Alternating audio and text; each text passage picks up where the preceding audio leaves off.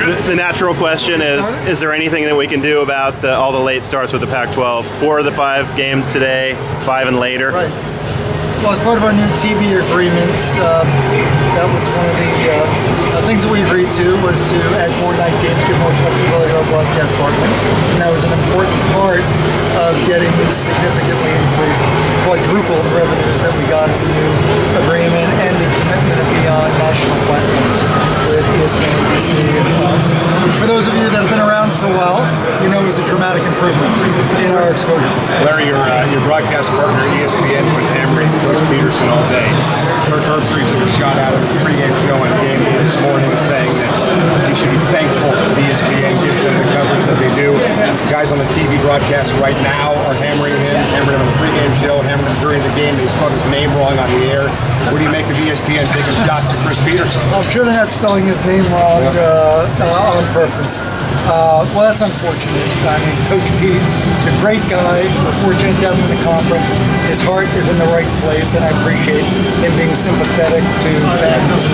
And I know he only wants what's best. So I don't think anyone should be taking shots at him. By the same token, these agreements were made by all of our schools before Coach Pete got here, and there's a vast improvement in terms of our revenue and exposure as a result of these new agreements. So I can understand people reacting to that. Does Chris Peterson, though, have a bit of a valid point that all 8 of the games they've either played or have been scheduled for TV later on down the road all start after 5 o'clock at night, 5 of them after 7:30? Is that the way you want their schedule to look? In an ideal world, I'd like to get all the revenue that the schools want, all the exposure that they want, to be able to pick the kickoff times ourselves. But that perfect world doesn't exist. Is that too many night games for the team that's in the top 5? Is that too many games at night? As what we found over the last couple of years, the night games rate better than the day games. And so what tends to happen is the better you do, the more attractive you are for TV, the more you're going to get scheduled in the night. Okay, so that's not too. I mean, ratings are a reflection of the size of the audience, though. Is the audience bigger at night? That's what you're saying. The overall audience across the country is bigger for night games. Over the last 5 years, the audience has been 12% larger on ESPN for games that kick off at night than during the day. And the reason, you may have read an article in the Seattle Times today, there was someone from ESPN quoted about the reason is during the day, if this game would have been played today, it would have been going up against Ohio State, Penn State, Alabama. The audience for Pac-12 game that's on the air when there's 6 other games with ranked teams on winds up being smaller than the audience that's watching this game tonight, because guess what? All those other games are done. And of course there's fewer people watching the games in the evening nationally, but they're all watching Pac-12.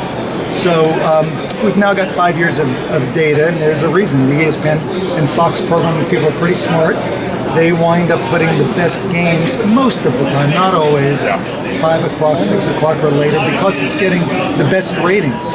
Okay, one more on that. I'll let these guys jump in. Sure. You do have a top 5 football team, and there's empty seats in the stands. So the fan aspect obviously is important to you, or it's not. And does it bother you that this team in the top 5 has empty seats for a game like this? I actually think it's a pretty attractive crowd. I mean, I think it's a great crowd. This is a great crowd to you? Yes, I think it looks terrific out there. These decisions get made with the schools, and there's trade-offs. When I came in 2009, the mandate was very clear. Our TV revenues are very far behind our peers, and a lot of our games aren't available nationally. The 2 most important things were make sure our revenues are competitive with the other conferences, and make sure our games are available nationally. Many of our games in the past were regionalized on ABC or Fox Sports Net. We quadrupled our revenues, and all of our games are now available nationally on ESPN, Fox, the Pac-12 networks. All of our schools went in with their eyes wide open. But that was going to mean some trade-offs and some pain points for fans. That was a conscious decision. Do you have any position or any influence if we say, okay, night games, understood, but there's a big difference to fans sometimes in a game that starts at 5 o'clock versus 8 o'clock. Yes. Do you have any input or influence or input to the networks We've got on a distribution within the league? We've got a great relationship with our broadcast partners. We give them our preferences, but at the end of the day, they decide. Chris Peterson used the word painful to describe what it is for the players, the coaches, and the fans. What would you say to Chris Peterson if you had a chance to talk to him when he says, hey, we're getting killed on exposure and it's painful? What would you say to him? Well, I did have a chance to talk to him before the game briefly on the field, and I think he feels bad that his statements, in his words, are overblown and has become like a big media deal. He did not intend it to be the case. But he's a very empathetic guy. He's a very thoughtful guy, and I respect his opinion. I respect his views, and it is a very delicate balancing act. Is there an opportunity moving forward over the next few years to modify or go back and redress any of those issues for an improvement in some of these criticisms? Our contracts are set through 2024. There will be no significant changes to our agreement. Like any good relationship, there's give and take. We've made some adjustments. We started some kickoffs at 11 a.m. We've gotten some concessions here and there, and we'll always have dialogue with our broadcast partners. But the nighttime games are working, been very, very successful. That's the feedback we get from ESPN and Fox. The nighttime games are rating higher than the daytime games. That's why they put a premium value on the Pac-12. What would you say to the fact that Christian McCaffrey, I think 55% of his yards when he was in a Heisman year were aired after 10 p.m. on the East Coast, where voters just weren't watching?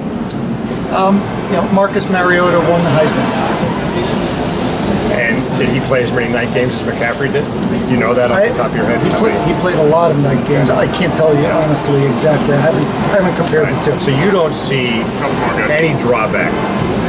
What I'm hearing from you is there's no drawback from your perspective to the amount of night games that Washington's playing, because you've only got, everybody plays at night for the most part. There's only 1 o'clock game every week for 3 weeks in a row, starting last week, this week, next week. Correct. Do you see any negatives? Is there any part of you that thinks, hey, overall it's a good deal, but there are some drawbacks that we have to accept, and if so, what are those?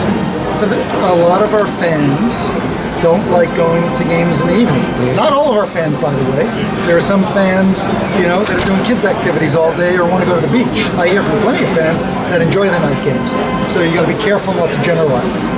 But I know there's a lot of fans that we hear from in our schools, that don't like the night games. And I know there are challenges for student athletes that get back late. That is, of course, a concern. Those are all things we discussed with the schools when we made this decision, but it's a balancing act, and the priorities were making sure that from a revenue standpoint and exposure standpoint, we were competitive so our schools can hire coaches, improve facilities, maintain their elite status. And by the way, in the last couple of years, we've had a Heisman Trophy winner, and Washington got into the playoff last year. So I don't think there's any legitimacy to the comment that some have made that this could hurt Washington's chances of getting in the playoff. It was proven the opposite last year. They were borderline, and guess what? They got in. Well, What do you see next for the Pac-12 conference for you? What are the next goals you're trying to accomplish from this conference? First of all, we're in great shape. The depth and competitiveness of this conference in football has improved dramatically. 3 undefeated teams at the moment. We're very, very well placed. And this has been a steady trajectory. I see that same trajectory in basketball. We win more Olympic sports than any other conference. So there's no better conference than the Pac-12 from a competitive standpoint at the moment. And all of our schools have made dramatic improvements in terms of the facilities and coaches. It's really competitive out there. Other conferences aren't standing still, and there's other conferences with more resources than we have, but the Pac-12 is in great shape. Larry,